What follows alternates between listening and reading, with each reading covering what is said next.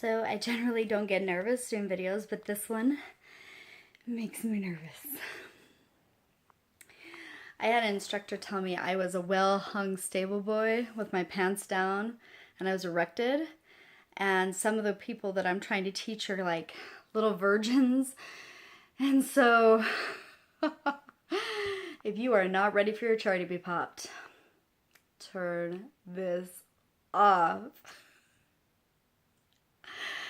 So we're going to talk about full circle today and why we have bipolar opposites and how the purpose of life is creating that harmony and balance.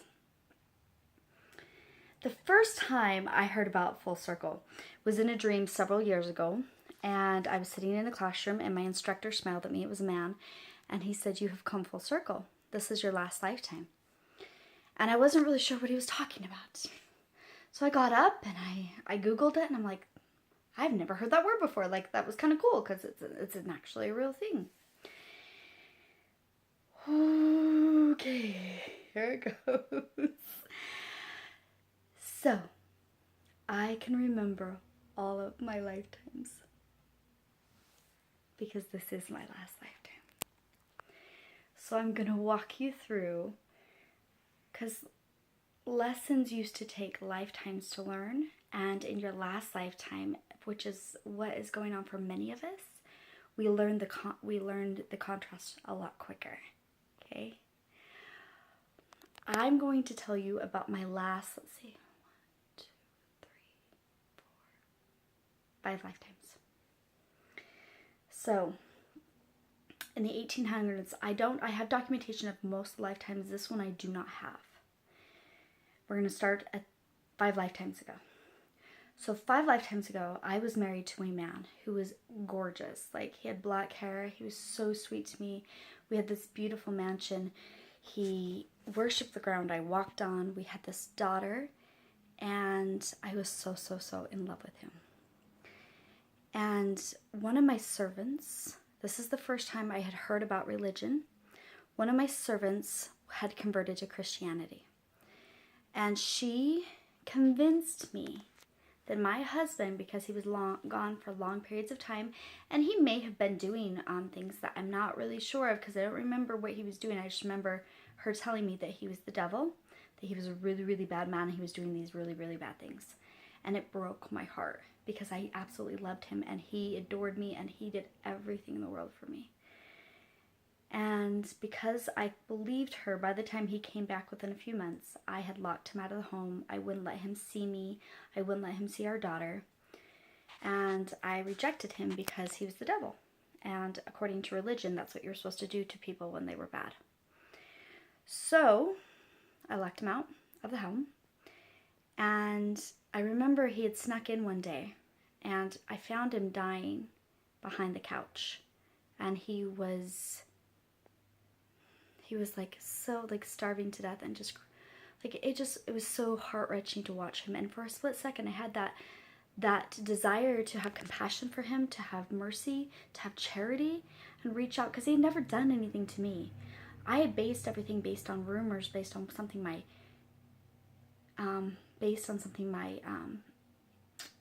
maid had told me. But even if he had never hurt me or my daughter. And I had completely cut him out of our lives.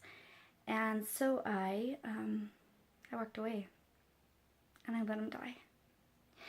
And I remember it. Skip to the next life.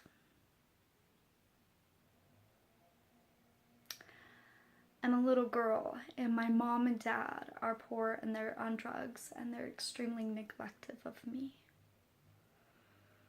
And I live in a lot of poverty, and I was so neglected. Like, and I was homeless for a while, and I remember I was living I remember in the visions that I had, I was kind of like dangling my feet over this open, broken, abandoned warehouse, and there was a fire, and I got burnt to death at the age of 9. Oh, and in that lifetime, by the way, I had no religion in my life. So in the first one, I had chosen religion and rejected those I loved. And in the next lifetime, the ones I loved rejected me, and I had no religion. This is important, okay? Next lifetime, I become a woman named Noni Gailey. And she was born in America, but she ended up falling in love with this guy from India. And he was like a guru. And she traveled with him. She became one of his multiple lovers. She was one of his greatest lovers. They had this connection that is pretty, like he became her whole world, and she served him and did everything for him and bent over backwards for him and traveled for him. And they actually have love letters online. She was very much like me in the sense of her likes to write. She did everything for this man. Like she would have done anything for him. And there's things in her writing that is symbolic to a lot of my writing today. She also studied numbers. And I've always been naturally really good with the study of numbers and numerology and things like that. But she created a cult. So first lifetime, I came into a religion. Second lifetime, no religion whatsoever. Third lifetime, I helped create a religion. Okay? This is all important. Next lifetime. Oh, by the way, this actually story is kind of funny. This is how I found out I was her. Baba came looking for me. He came to me in a dream, in a very, very, very vivid dream, and I don't have time to go into it. But he tried kissing me, and I pulled away because I didn't recognize him. And he was like kind of offended. He's like, don't you know me? I told you I'd come for you. And he tells her in the letters that he's going to come for her. And I'm like, no, I don't know you. And so he starts talking to me about our lifetime together. And I kind of looked at him and I says, no, I was Sharon Tate. And that leads to my next lifetime, because I have had a very detailed life. I have a lot of breadcrumbs from Sharon Tate's lifetime. And this video is not going to be able to go into all of them, but I could write a Stephen King book about it. But she was murdered in 1969, and Baba actually died in 1969. She was born 4 years after Nani died in 1939, and Sharon was taken, I think, in 1943 she was born. Well, Nani died in 1939. Well, Baba didn't die till 1969, the same year Sharon Tate died. So when he came looking for me, he didn't realize I was Sharon Tate in between. So in the vision, in the dream, he goes, oh yeah, I forgot. He kind of looks at me perplexed. He's like, that was the lifetime between. But still, I was not comfortable because I didn't know who he was. Anyways, I woke up from the dream and still kind of confused. So I started Googling and found out who I was, and I was like, holy shit. But Sharon Tate was the next lifetime. So Sharon Tate, and Baba promised Noni that he would bless her and give her all this great stuff. So Sharon Tate actually had a really cool life. She had a really amazing life. She was beautiful. She became an actress. She had all these amazing things going on for her, a lot of potential. And I have so much stuff into her. In fact, I have a lot of her feelings of her families and stuff like that. And this is how I found the information that I needed. I saw the name Charles, she was murdered by the Charles Manson group, which is, again, was a religious cult. So created a cult, and then murdered by a cult. Okay, so you got to keep track of this. And then, how I found the information again was I saw the name Christopher Jones. Well, my heart started going like this. Crazy, like I knew I was in love with him, and I didn't even know who he was. So I started Googling it, and at the time, this was the first thing he had come out with, being public with having an affair with Sharon Tate. And in his address, and I'm going to post it below so you can see that I'm not making this shit up, that it's real, he talked about how 2 incidents. One where Sharon Tate was really spiritual like me. She was always talking about reincarnation and things like that. But he talked about how she talked about the 9-year-old girl that died and that she got burnt by a fire. So Sharon remembered that lifetime just like I remember that lifetime. And she also talked about how the devil was beautiful, unlike what people thought. And that creeped him out. Well, now you know why Sharon thought the devil was beautiful, because she still kind of had memories of the lifetime that I have memories of being married to this man. So the people called the devil. And once I recognized that, once I realized, and by the way, Sharon was murdered in her home by the couch, just like that vision that I had, by a man who said he came to do the devil's work. And once I realized I had created that, I was the one bawling, begging the devil for forgiveness. Because that's why the 9-year-old was burned as well. Because I hadn't had mercy for him, so the next life was hell for me. And I got burnt at 9 years old, burnt to death. And then I was redeemed, and then I got to go to the opposite extreme, which is the light and love. And I got to create the cults, and then I got to be murdered by the cults as Sharon Tate, and not understand why, and feel like the victim of the cult, right? Well, in this lifetime, I got born into a polygamous cult.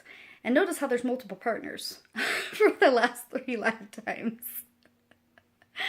And I've had to deal with a lot of Sharon's karma in this lifetime, and a lot of Noni's karma in this lifetime. And I got born into a cult, and I was married to a man named Charles. I had a sister wife and her sister. They both looked like the people that murdered Sharon Tate. It all came wide circle. My life was perfect until I was about 8 months along, and then that's when my life went to shit. Like, it all coincides, and it all is together. And once I had come full circle, and I walked away from religion completely, because I recognized the value of religion, but I also recognized I don't need to be connected to religion to have connection to God. It dissolved and it went away, and I found balance and harmony. Not to say I wasn't angry at religion for a little while when I walked away, but I had to create balance. And that's what we're going to talk about as full circle. Full circle is dealing with the whole spectrum, the whole circle. And once you learn all of the lessons, and including the opposite extremes, you come to harmony and balance, and that lesson is learned, and you no longer have to deal with it, and you get to shift like levels or grades, or maybe a ladder. So maybe a ladder of ascension. So it's like we have these certain lessons we need to learn to become a god, to be able to be trusted with our abilities and our creation abilities. So they put us through these little drills to take us through to see if we understand the ramifications of our decisions. By creating a thought form, I was responsible for that thought form. By creating a religion, by making a choice to reject the ones I loved, I was responsible for that choice, right? So be very, very careful every choice you make and every thought form you create, because you're fully responsible for it. And that's why they say karma is a bitch. But once you come full circle, you have so much gratitude for the opportunity. Even though I was murdered twice, I am so grateful that I had that opportunity, so I could have understanding and empathy and compassion for both sides. I mean, all it took for me to have compassion for Charles Manson was to understand his mother sold him for a mug of beer at 6 years old. Hey, I was once that child. I was that 9-year-old who got neglected. I know how he feels. Right? So this is why they tell you never to judge, because you're not exactly sure why somebody's going through what they're going through.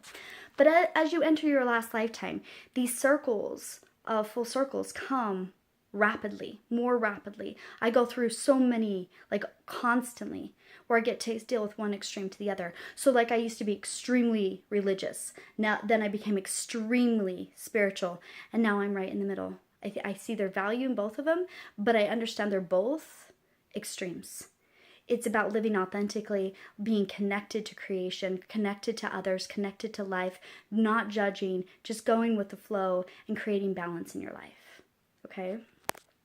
In immunizations, I actually worked with a nurse midwife. She's freaking awesome. She's one of my heroes. But because of her, I was extremely medical. I was immunized twice. Like, I would go into her, okay, Joanne, I have not had this immunization. I need you to plug me again, right? So I was so scared of dying, based on my life as Sharon Tate, that I was constantly doing everything in my power to, like, I thought doctors could save me. And so I was so medical. I read gynecology books in high school. I was going to become nurse family practitioner. Like, I was totally into that shit, right? And then I went through my the opposite spectrum, where I started doing research and I realized immunizations were hurting people. And then I became extreme opposite. Don't immunize your kids. It's going to kill them, blah, blah, blah, blah, blah, blah, blah. And then I became I wouldn't go into a hospital. And I had to go through that extreme. And then I came into balance and understanding. And I became a midwife. So I did become that part of myself. But at the same time, I learned to trust the hospitals and understand there is absolutely a time a mom needs to go into the hospital. And there is absolutely a time where a mom does not need to go into the hospital. It is about the mother's choice. And when mother's choice based on healthy situations, right?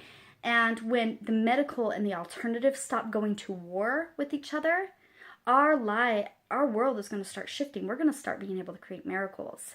And our life, and you go through life and people are so extreme. They're either Republican or Democrat. But once they come full circle and they can see both sides of the spectrum, and they start creating balance, they become more independent. And they start realizing people have the right to live the lives they choose to. And we have no business to be in their business. If somebody, and this topic I keep bringing up, but why on earth is the government involved with marriages, period? If somebody wants to be with a gay or straight lover, it is none of our business. None. And if somebody wants to have multiple partners, it is none of our business. Zero. Zilch. As long as they are, in fact, if they allowed people to be honest, they can get their taxes, they can get whatever they want, but they're not allowing people to be honest. They're controlling people. But then again, why are they controlling? Because we as human beings have not learned our capabilities and understand the power and ramifications we have. We're like little gods running around, like little 2-year-olds with these major powers, and we haven't been able to control them. So they put us through these schools of understanding until we can become self-governing. The wars in this world are because we have wars within ourselves. We're fighting ourselves. It's like races. I've been multiple races in my lifetime. I've been in multiple religions. It's a school. We're going to school. We're taking different classes. We have different lessons. We are creating different illusions to learn what we need to learn.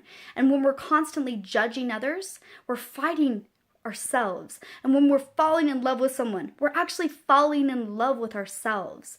And so when you can create peace and harmony and balance, and we do this on a worldwide scale, we're going to have peace on earth.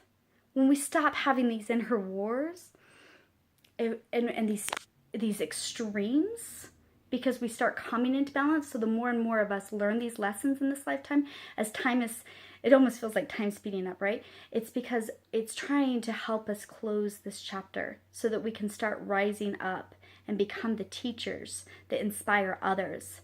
And so that we can become the guides and we can level up to the 5th dimension. And so those that come after us that need to go in the 3rd dimension, we're going to be there instructing them and helping them understand how this world flows and how to get through school. And if they have a problem, we're like, it's called a walk-in. You know, you got a problem you can't handle. You ever feel like a presence is around you? It's a teacher, it's an instructor, and they're like, okay, this is how you do it. And they'll come into your body and they'll show you, and you have this power. That's how I left Colorado City. I had an instructor come in, and she was assertive, and she says, okay, this is how we don't put up with people's shit. And she showed me how to get out of there. And then she checked out, and I was like, what? And then I had to learn how to become assertive on my own. And I had to start taking steps, and I had to get to learn the lesson all over again until I'm the one that grasps it. I'm the one that passes the test.